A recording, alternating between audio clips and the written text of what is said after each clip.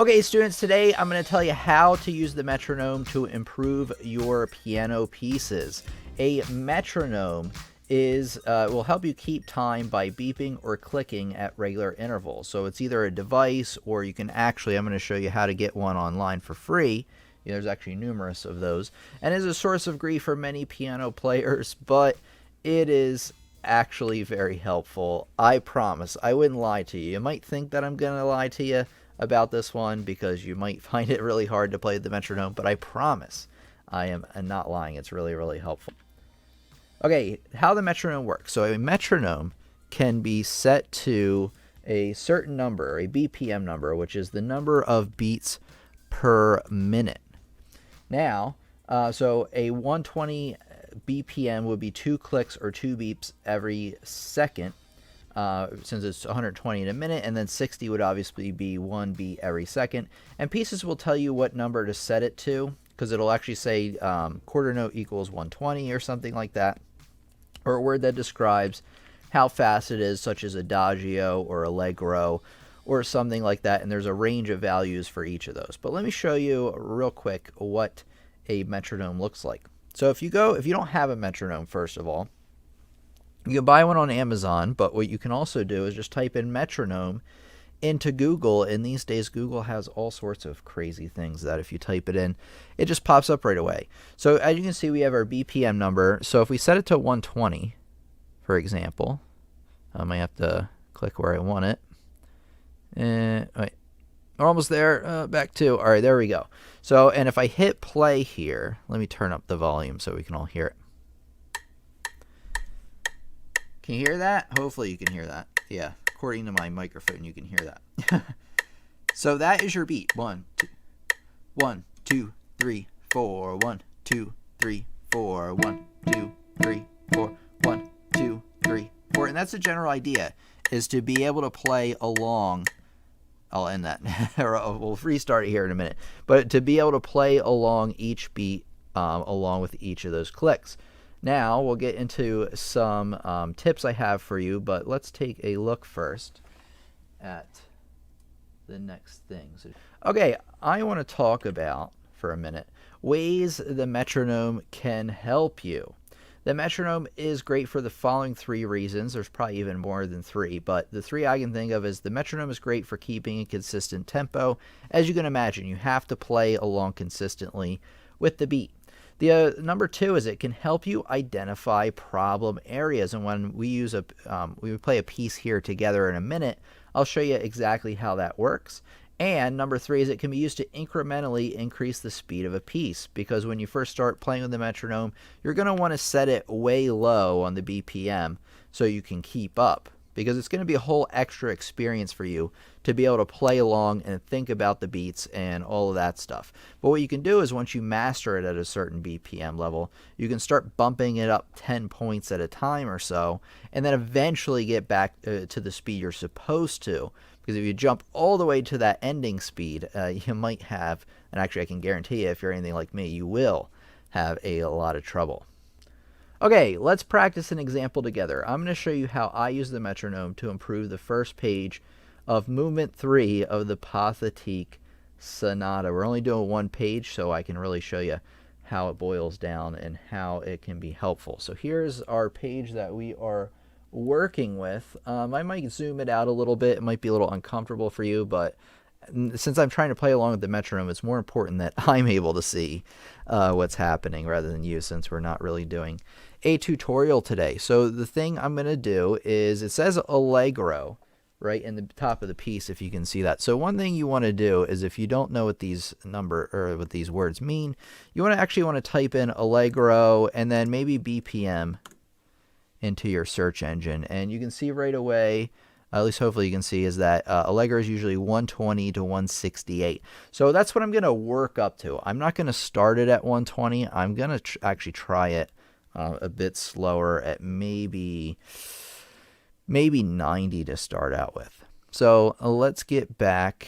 Let me get back to our metronome here on Google. So let me set it correctly to a 90 or so.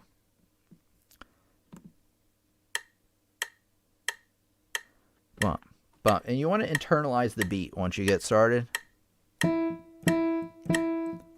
And then you might even want to play eighth notes.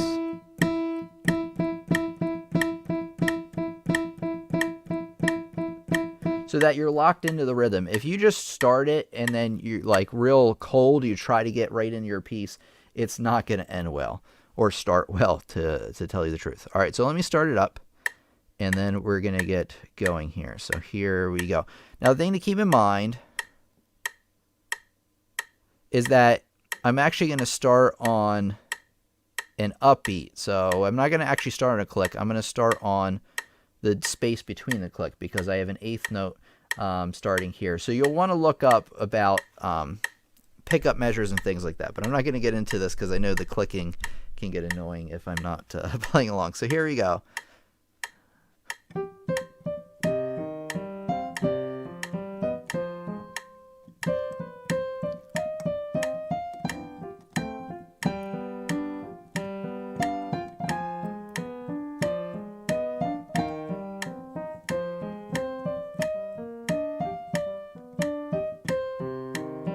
So as you can see, immediately I was able to pick out some things, the problem areas right off the bat. I actually hadn't warmed up yet. So I'm going to start it up again. I'm not going to increase the tempo yet. It doesn't make sense to increase the tempo if there were mistakes. So here we go.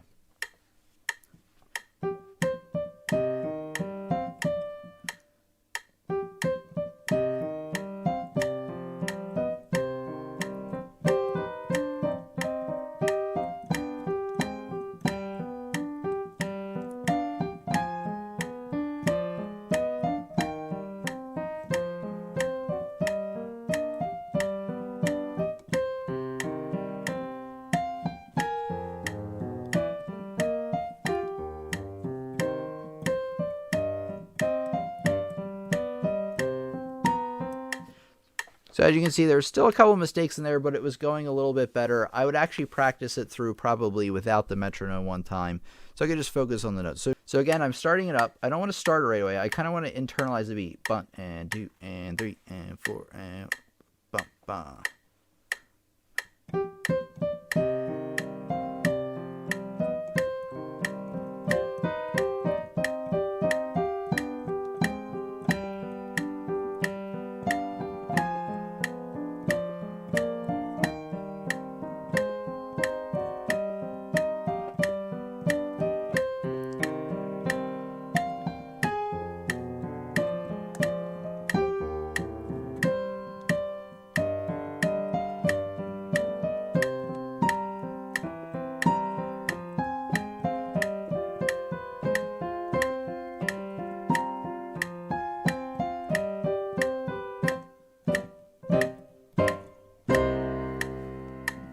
So it's quite a bit better this time. If you notice that I fell a little bit out of phase with the metronome, this is very normal as you start to focus from the notes that you're playing to the metronome and back and forth. You always want to be opening up your ears and really listening to what the metronome is doing.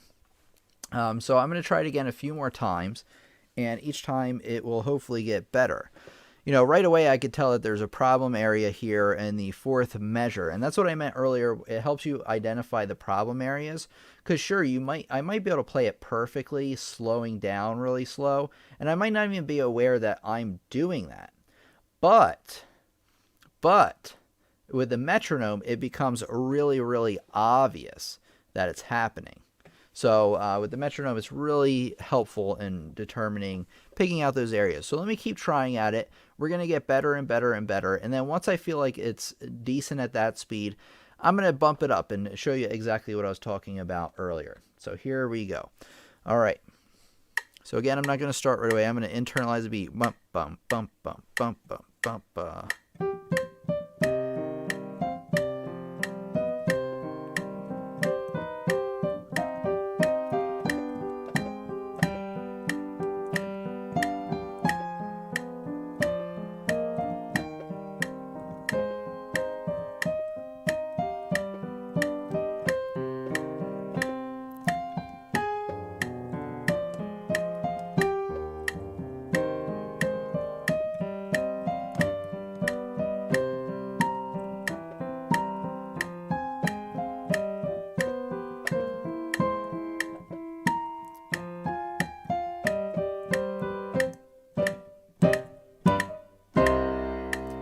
So already it's getting a lot better. So I think I'm almost ready for bumping it up another few BPMs. Normally I'd probably keep practicing it there for now. Let me shut this off because, like I said, unless I'm playing with it, it gets kind of annoying. At least it does to me. So let's bump it up to maybe 100. You want to bump it up by maybe 10 points each time. You don't want to bump it up by 40 or anything like that. If you absolutely kill it, then kill it in a good way, you really do well. Then maybe you can try bumping it up by 20. All right, let me get the sheet of music here and let me start her up. As you can hear, it's quite a bit faster. Just bump, bump, bump, bump, bump, bump, bump, bump.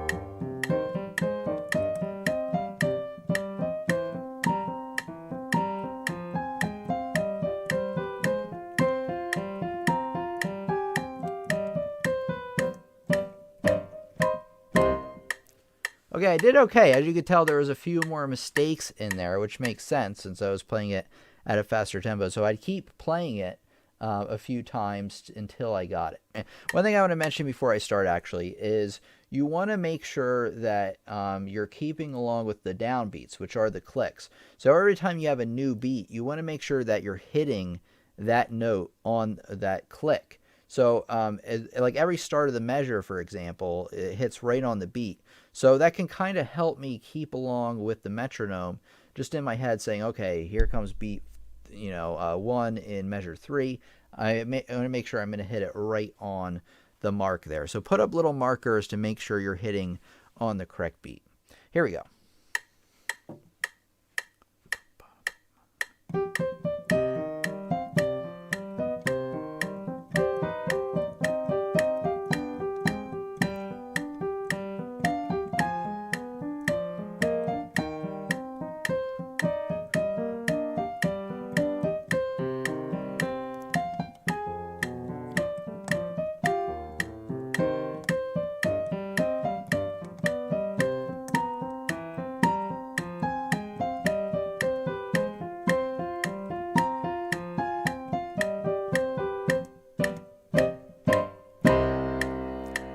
So it was actually a bit better even that time. So I would continue practicing it again and again. I think you get the idea.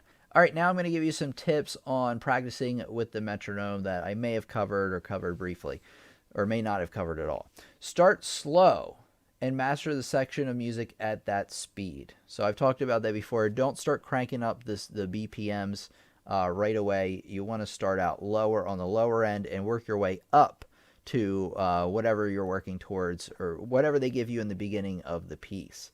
Okay, and then you want to increase the tempo by about 10 BPM until you get used to it and get up to your desired tempo.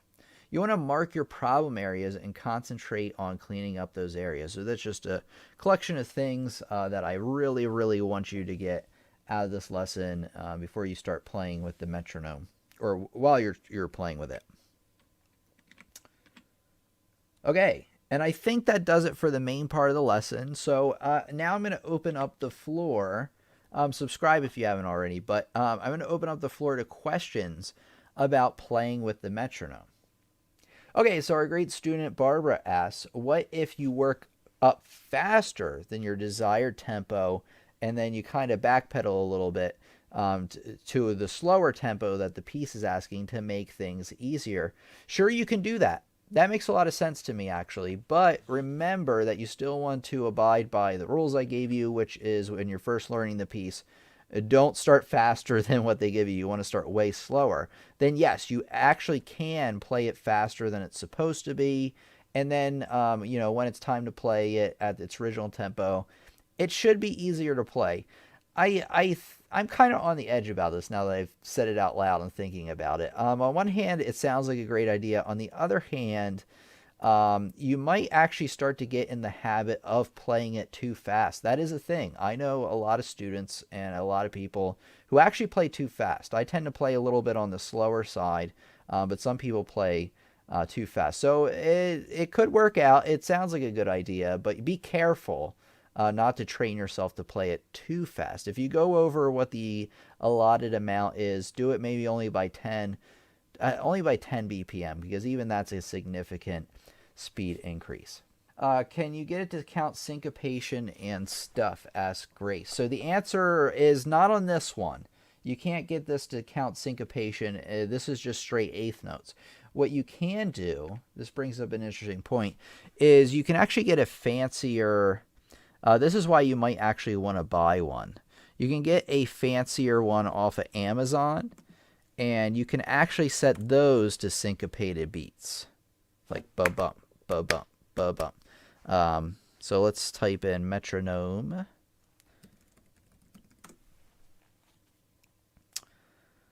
Okay, and there are a lot to choose from. Now, the standard old school ones, like this one here, the Tempe metronome for musicians, that's an old school one. That one only really gives, it's the one on the right. That one only really gives you the clicks.